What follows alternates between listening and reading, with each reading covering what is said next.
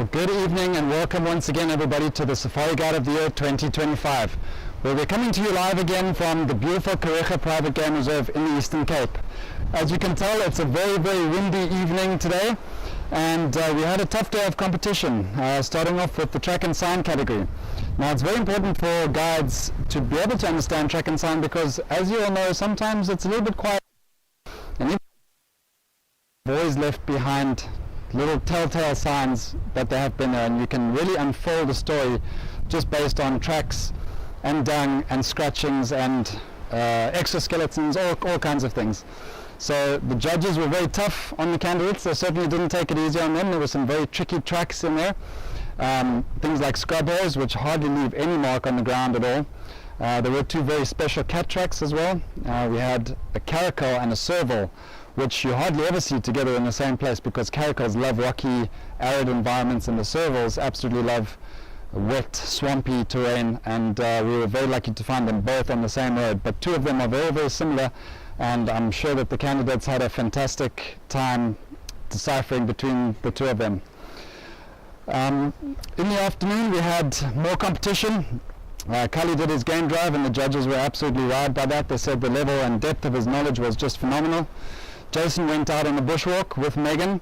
Megan didn't get any encounters on her first afternoon because of some very challenging conditions, so the two of them went out together, and apparently there were just rhinos galore, and the judges were offering everybody encounters. It was like the Oprah Winfrey show.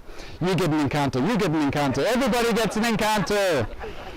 So that made it a little bit easier and a bit less stressful for our finalists. As you all know, we also did a photography tips and tricks drive with some of the guests and the guides here at Kariga today, and that was hosted by Canon, by Roger from Canon. And as you know, Canon has supplied a lot of the fantastic equipment that we're playing with here this week for our production.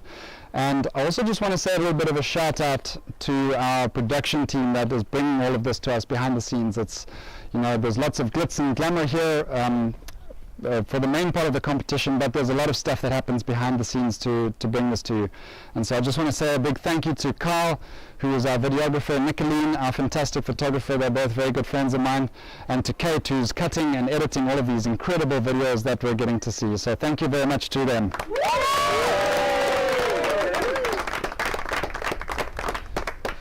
And so what obviously our main focus for this evening is the storytelling. That's why we're all gathered around the fire here, and I'm going to invite one of our finalists, Khali from Tswalu in the Northern Cape, to come up and join me on the floor.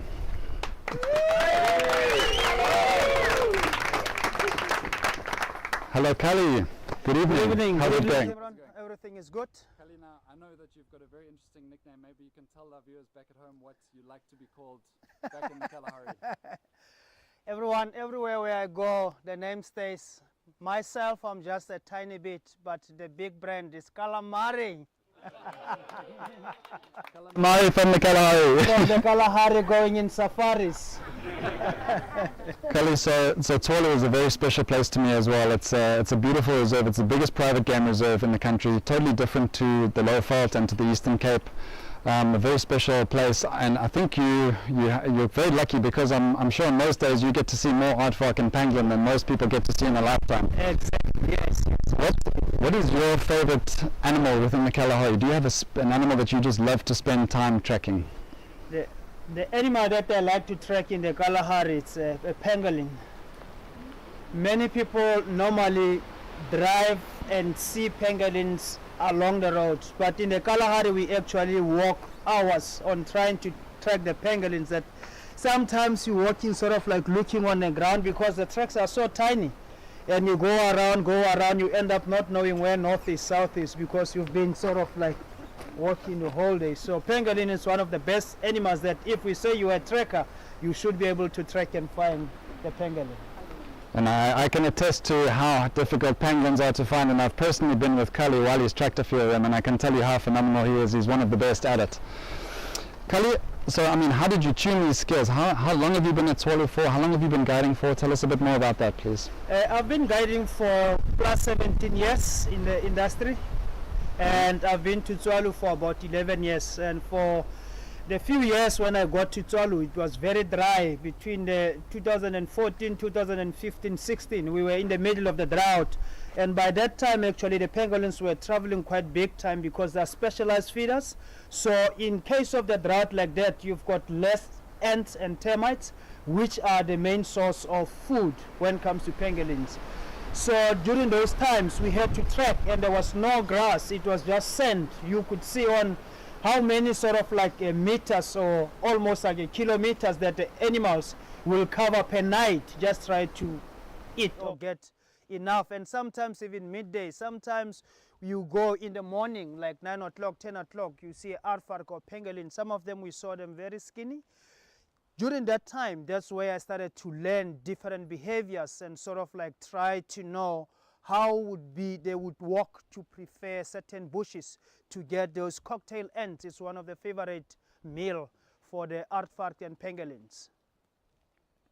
Excellent, Khali. So I also wanted to ask you a little bit, obviously you're based at Tswalu, but where is home for you?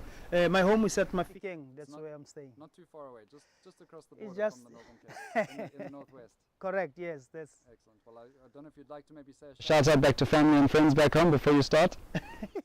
I'd like to say hi to the Tswalu team. I'm here up and representing the Northern Cape and Mafikeng.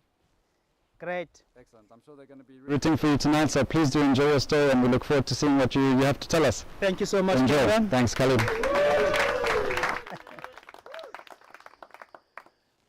Great, everyone. I'm based at Tswalu in the Kalahari. One of the places that many people, when they think about it, they just think of like a true desert area. But the reality is the Kalahari is not a true desert. The Kalahari is an arid area, which normally when we've got good rains, it may turn into something that you don't expect. With nice grasses growing up there and some of the sour grass, it will take you for miles and miles that you get that smell. For many people, as they come down the flight, they will simply tell you, what do you have?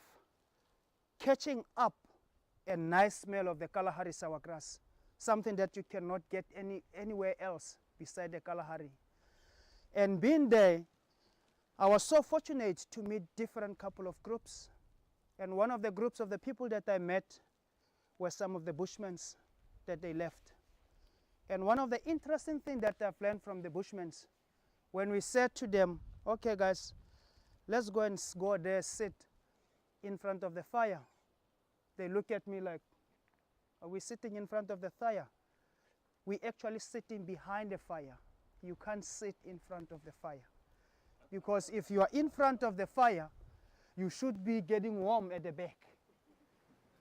Then when we sitting like this, we actually sitting behind the fire.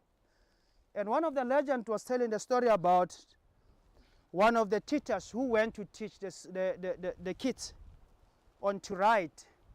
And he said to the kids, like, go write your name in the slate, in front of your slate.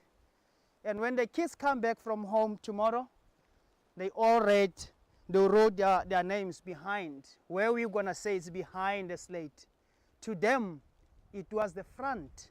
Because if something is in front, you see the back of it. And it's a different perspective on what we see the world today to what I've seen. And that's how I learned. And one of the things that fascinates us, it was like even in the reserve itself, we do have places where we've got rockman's arts, the Bushman arts there. On the art, when we go, we concentrate on one spot. And that's not how Bushman reads the art. It's like you're getting in the middle of the sentence. You should start where the trail of the art starts and follow it. Then you can tell the story about it. When you're looking at it, you try to look and identify stuff. It's not like that to them. You're getting in the middle of the sentence. But it's okay. It's the Kalahari. One of them said that to me. You know what? I can hear our stories get pushed by the wind. I can hear it going back and echo us through it. And I didn't understand them. Then they said, how can you not understand when they talk about the wind? they talk about me and you today. They talk about our voices, that we tell their stories. So it's something that is within us, but we don't understand in the same perspective that they understand it. Great. Everyone, my story started that when I had this golden opportunity to be working at one of the reserves in the Limpopo. And this story, it's just built in my heart and it stays forever. I remember that I worked with one of the great guy, Lee Guttridge, on his training school. And most of the time in the year, I used to work with the guys that were doing 2 months courses.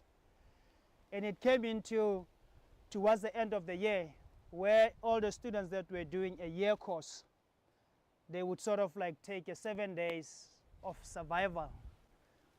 And what is interesting about this was every group of students that we take, they want to beat the last group. And during that day that we set up, okay guys, we're gonna go up and do the sleep out and survival course this time of the year. Then we agreed. And that afternoon when we had to start to go, it was like a big storm that is coming up there. And we're sitting there and I said, guys, I think we're not gonna make it for our 7 days. And said, no, Kali, we want to go. And I said, okay, let's go to the office. And in the office, there's a small box like this. That is a survival box. You're gonna put whatever you think it's most critical if you're out there in the bush. But it's a very small box like this that was set as a standard. And you get chosen, it's either you take instruments or anything that you're gonna use to cut, but they need to fit. I need to close that box and say, yes, we can go. And we give you a 1 liter of water. And we drive up. Within this reserve, actually, there's an area where you've got like a lower escarpment and a high escarpment. So all these survival courses, they take part into the top escarpment. And now as storms approach, we need to cross, because if it starts to rain, the road is getting close. Nobody's going up, nobody's going down. And these guys, they are pushing me, Mari, we have to do it, we have to do it, we have to do it. And I was like, oh yes guys, we're gonna go. The nicer thing about it is that me, as I'm going to look what they're doing there, I've got a tent, and I've got a tent for I've got a tent for all the other stuff that we're gonna, books and other materials that we're gonna use. Then we drive up. Before you get into the area, you need to radio it in. So when you go up, you radio it 3 times, so that if there is any vehicle that comes, they will be able to respond to you. But you radio that within a period of 15 minutes before you even get to go up. I come up and I radio. When you drive up there, actually you have to sit and you hold the gear. You engage and you hold the gear that it doesn't pop out. If it kicks out and you're going up there, good luck. Good luck. You will need a good luck. And we went, we go up, we go up, we go up, we go up. Boom, we get into the other side. We drive. So we planning that when we're there, we're gonna be there for 7 days. That's what we thought. And we don't want to disturb any game drives. So we go to an area which is very far towards the edge of these mountains. And we choose this place. We get there quickly. Everybody's running up, try to make these tents, because the wind is blowing and it started to rain. It rained so much that we're sitting now inside the tent. And I said to the guys, like, you know what, guys, you have to go out and make shelter, because that's point number 1. When we get to a scene, you need to make a shelter. And we're standing there, it's raining and it's raining, it doesn't stop. Then later on, the storm sort of like subsided a bit. As it subsides, I said, okay, let's go out. The most important thing now is, let's try to make a fire. These wood, they are wet, but they're not too wet. Then I started to help them, showing some of the woods that they can use to start build up the fire. Then we build a small fire. We stay there, build a fire, we build a fire. Now the sun is starting to go through the water back. And I say, guys, you need to set up who's going to be on to watch this and this and this and that. And I tell them. And after that, I take some of the plants. It's called wild asparagus.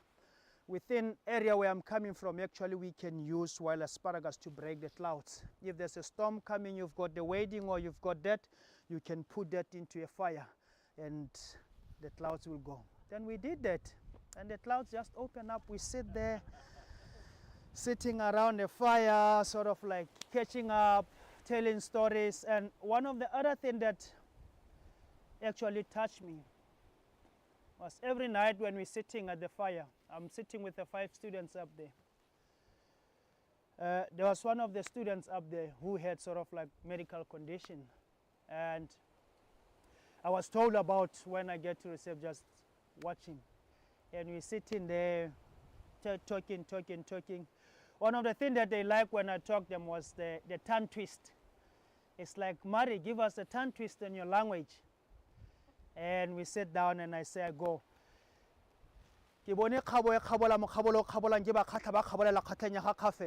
And now everyone is just sitting there. We try to go in a line. And it's like,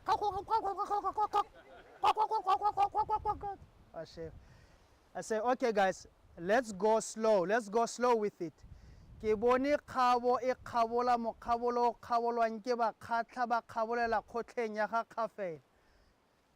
For 3 days, we were sitting around the fire there, and I would keep on saying, okay, try.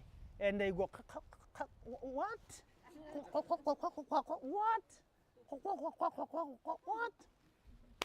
Then it goes. So while we're there on the 4th day, we're sitting around and like we're talking about other stuff, we're making jokes, things were nice and soft. And I noticed something on one of these guys. They finished everything that they came with, that they prepared, food-wise, and even the water. Now you start to see them when they start to get tired. And it's like, and I told them the first day, like, guys, don't use too much of the stuff that you get. We were eating a little bit of like Transvaal red milkwood and stemvrucht that we're gonna get in the bushes. But it was just few places that we could get that waterberry fruits and so forth. But the guys getting there and having that every night, they're just like chowing everything. And I was like, that's not how it is. Take one and you just play with it in your mouth so that you pass the time. But the guys, they didn't listen. They were not there at all. They just enjoy it. Then on the 4th day, things were a little bit tough throughout the day. And as we're sitting around the fire talking, I used to sleep late when I see that, okay, now it's time. But them, there will be one sitting 2 hours, 2 hours, 2 hours, take turns as a watch. And just before I went to sleep, one of the students just went off. And as he went off to an area where he put sort of like in between the rocks and he put nicely grass there. As he walked there, he walked and I saw him sort of like doing this. Then I thought maybe he's tired, he's sleeping. Only to find that that's where things started to change. I woke up very early in the morning. Then I went to try to sit on the edge, looking up through the gorge, waiting for the sunset. And I'm just sitting quiet there. Then I heard sort of like someone coming, running up. Kali, Kali, Kali. It was one of the students coming to call me. I said, Kali, let's go up, let's go check up what's happening there. I said, no, let's sit there. Because that's what they use. They're sort of like playing with me today. Tomorrow they do this, tomorrow they do this. Like they will come with something. It's like, I ate this. Oh, Kali, I ate this. But that time, it was different. It is the moment that really changed on how I look at things. I saw it that it's intense. When I look at his face, the eyeballs were like this big. And I asked him like, what's happening? I said, come. He pulled me off and we ran. And when we get there, one of the students, the guy that I was told to watch, the one that we saw him going, he was getting a little bit weak. And now other students, they went a little bit down, they went to try to look for water and everything. And I screamed, "Ah, guys, we need to go, let's go. When I scream like that, actually you can hear my sound as it goes down and echoing through the mountains. And the guys, they're coming up, and we had to break up the tents very quickly. Break up the tent, and we go. Before I even start the vehicle, as I engage, I call sort of like that we're gonna be going down. We're gonna be going down. As we go down, I talk to one of the instructors back at the lodge. I'm saying that I will be coming down to the training school very quick. On our way, we found one of the a lodge guide that morning. He was sort of trying to go steal the sighting, only to find that it's so wet that he got stuck there. Remember that it rained so much, then he got stuck there. So we're driving, he's in front of us, and they've been putting sticks and everything under the vehicle, and they're just stuck there. I'm scared that if I drive around, we're gonna have the same problem, me and him. We had sort of like push, bang these Land Cruisers behind so that we tried to push him out. But by that time, he took off his gas off the vehicle. Then I'm just sort of, we push him out. We go off, and we had a sign, me and him. He said, because he know that if I say on the radio that he was stuck, he's gonna have, we had this badger head. It was like a big head like this. So we leave him out, and the guests are sort of like cleaning up, getting in his vehicle. Then we drive, we shoot back. And we run back to the training school, and the guy just went off, get whatever he was getting, then he's fine. Then I'm reporting back now to the other assessors and instructors that no, this and this and this and happened. It's not something that is so serious. It's just that he was starting to get weak. He had to get his medication. But it was not like something very serious, and we're laughing. Then one of the stuff that he said to me during the day when he's better now, he said, "Hey, Kali, you know, you were trying to talk to me. The only thing I can see was just your white teeth. I didn't see anything." And since that day, myself and that guy were so close like this. And that story of me and the students up in the training school.